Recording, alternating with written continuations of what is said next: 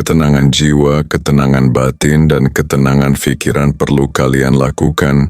Tetapi jika semua itu belum kamu dapatkan, saya harap kamu harus mendapatkannya. Dan bagaimana Anda mendapatkan itu semua? Anda berada di posisi yang tepat. Dengarkan video ini. Mari kita rubah sifat yang ada di pikiranmu. Ayo kita mulai. Yang kita jadikan dasar untuk menunda. Tapi coba renungkan ini. Kalau hari ini adalah hari terakhirmu, apakah kamu akan menyesal karena terlalu berani? Atau justru karena terlalu takut? Berapa banyak dari kita yang sibuk merencanakan 10 tahun ke depan, tapi tidak pernah memikirkan bagaimana kita ingin dikenang kalau tiba-tiba semuanya selesai? Sekarang coba visualisasikan. Kamu duduk sendirian di pemakaman. Seseorang yang kamu kenal, seseorang yang pernah berbagi hidup, telah pergi. Dan di momen itu, kamu bertanya, kalau aku yang di situ, apa aku akan bangga pada cara aku menjalani hidupku? Pertanyaan itu mungkin tidak menyenangkan, tapi bisa jadi, itulah pertanyaan paling penting yang tidak pernah kita jawab. Praktik seperti memento mori bukan soal kematian, tapi soal hidup. Bukan soal menyerah, tapi soal sadar bahwa semuanya bisa selesai dalam sekejap. Dan justru karena itu, setiap momen, setiap kalimat yang kamu ucapkan, setiap pelukan yang kamu beri, dan setiap keputusan untuk tidak lagi hidup seperti robot, menjadi sangat berarti. Tentu, menyadari kefanaan juga tidak bebas dari risiko. Ada orang yang setelah menyadari hidup itu singkat, malah jadi serakah, hedonis. Segalanya ingin dikejar, ingin cepat, ingin habis-habisan. Tapi ada juga yang justru jadi lebih tenang, lebih sederhana. Karena tahu bahwa apapun yang kita kumpulkan, akan kita tinggalkan. Lalu bagaimana caranya agar kesadaran ini tidak membuat kita ketakutan, tapi malah jadi pendorong? Mungkin jawabannya bukan soal menghindar, tapi soal duduk diam dan melihat bahwa kematian bukan akhir, tapi pengingat bahwa kita masih hidup. Dan karena itu, kita bisa memilih. Mungkin setelah ini, kamu tidak akan langsung mengubah hidupmu, tidak langsung jadi bijak. Tapi bisa jadi, malam ini, kamu akan menatap langit lebih lama, merenung, dan besok pagi saat kamu bangun, kamu akan lebih pelan menyeduh kopi, lebih lembut memeluk orang rumah, dan lebih jujur pada dirimu sendiri. Karena kamu tahu, hidup tidak lama, tapi cukup kalau kamu hidupinya dengan sadar. Dan jika semua orang mulai mengingat itu, mungkin kita akan berhenti saling menyakiti demi ambisi.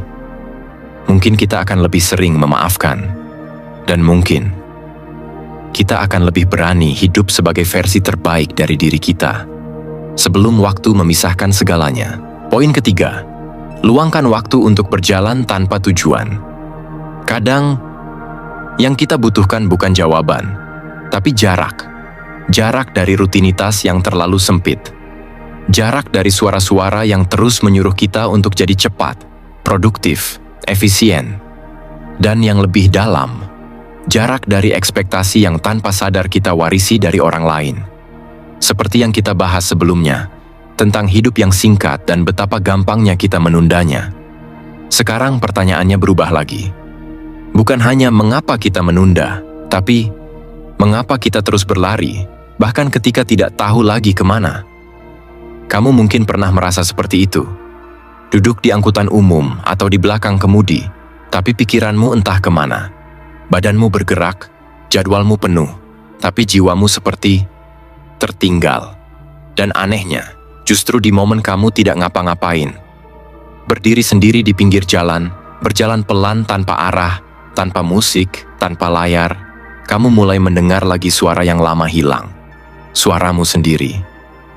Seneca pernah menulis bahwa hidup terasa singkat bukan karena waktu yang terlalu sedikit, tapi karena kita terlalu sibuk menghabiskannya untuk hal-hal yang tidak perlu. Dan mungkin berjalan tanpa tujuan adalah salah satu cara untuk mengembalikannya. Bukan karena kita malas, tapi karena kita sadar Terlalu sering terburu-buru justru membuat kita tidak kemana-mana. Coba bayangkan ini, sore hari, setelah pekerjaan selesai, kamu memutuskan untuk tidak langsung pulang. Kamu jalan kaki, tanpa peta, tanpa rencana. Kamu hanya berjalan, langkah demi langkah. Udara sore yang lembut, aroma tanah, suara burung, dan tiba-tiba kamu sadar. Kamu hidup, tidak sedang mengejar, tidak sedang dikejar. Kamu hadir. Dan di momen itu, kamu pulang. Bukan ke rumah, tapi ke dirimu sendiri. Ada alasan kenapa otak kita justru lebih aktif saat kita sedang melamun. Sebuah sistem dalam otak bernama Default Mode Network menyala ketika kita tidak fokus pada tugas tertentu. Dan sistem ini adalah tempat lahirnya refleksi, intuisi, dan pemahaman batin. Berjalan tanpa tujuan bisa menyalakan kembali bagian dari otak yang jarang kita pakai, karena kita terlalu sibuk memenuhi perintah luar. Tapi memang, tidak semua orang bisa santai melambat.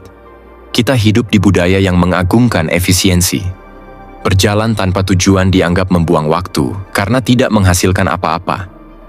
Tapi pertanyaannya, benarkah segala sesuatu harus menghasilkan? Atau kita hanya terlalu takut untuk diam, karena saat diam, kita harus mendengar isi kepala kita sendiri? Banyak orang merasa bersalah ketika mereka tidak produktif. Mereka menyamakan diam dengan gagal. Padahal bisa jadi, diam itu justru bentuk keberanian tertinggi.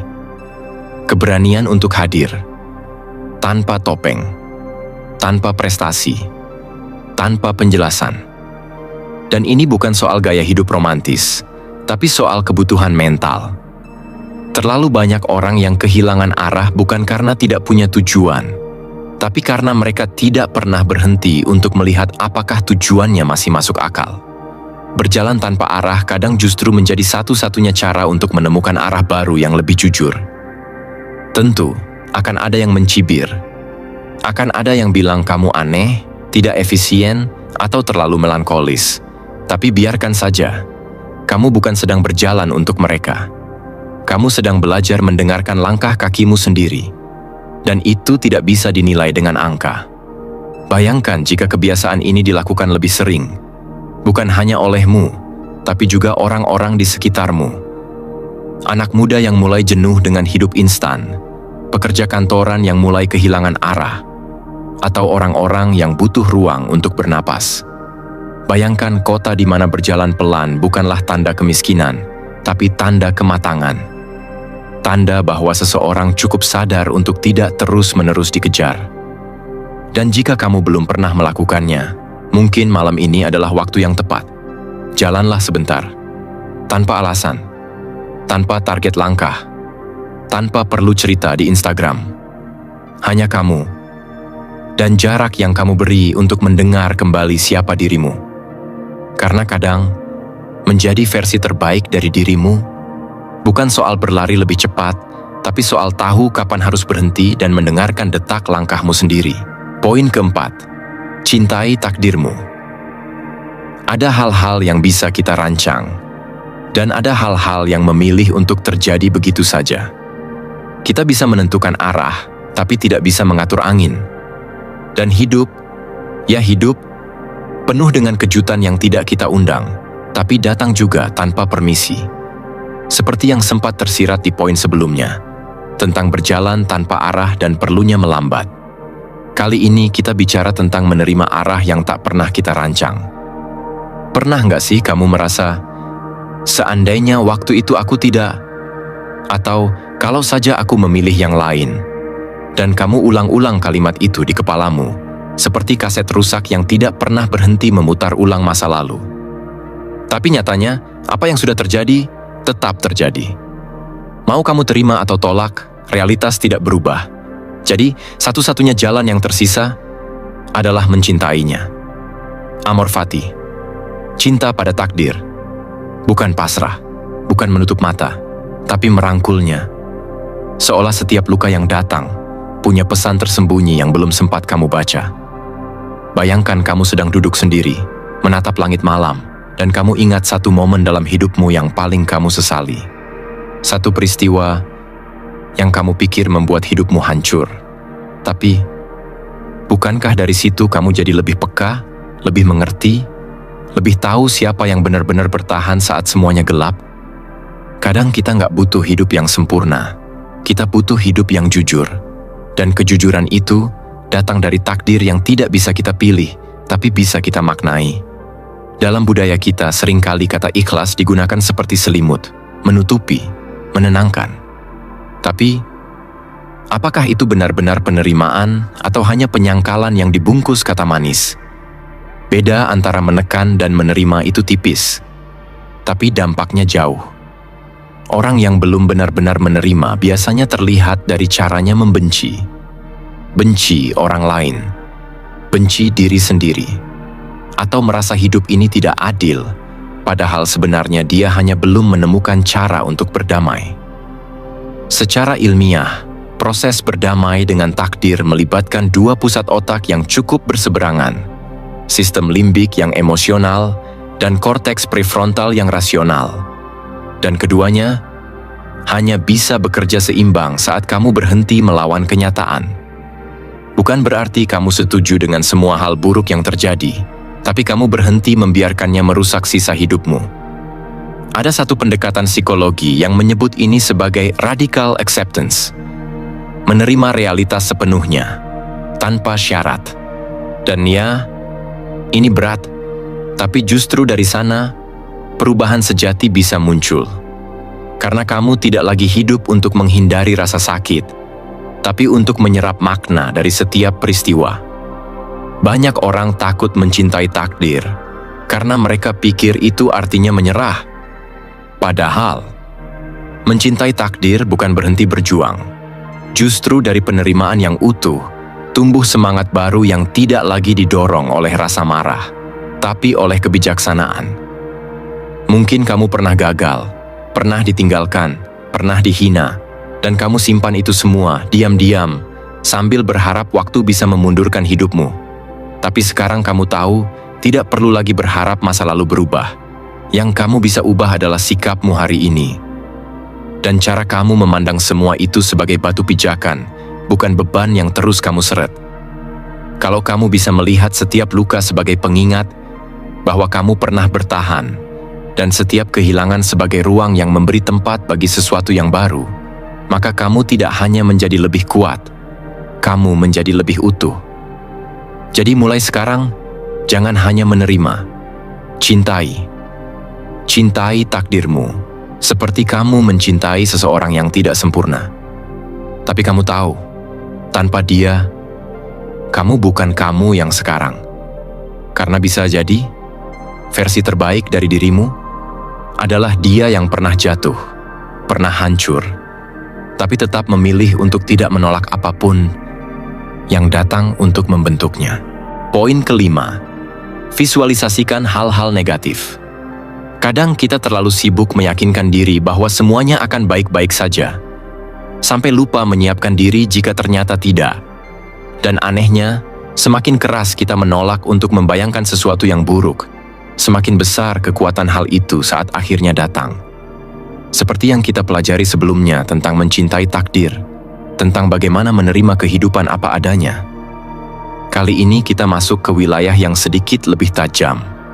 Bukan sekadar menerima kenyataan, tapi sengaja membayangkan hal terburuk. Bayangkan ini, besok kamu akan menghadapi sesuatu yang besar.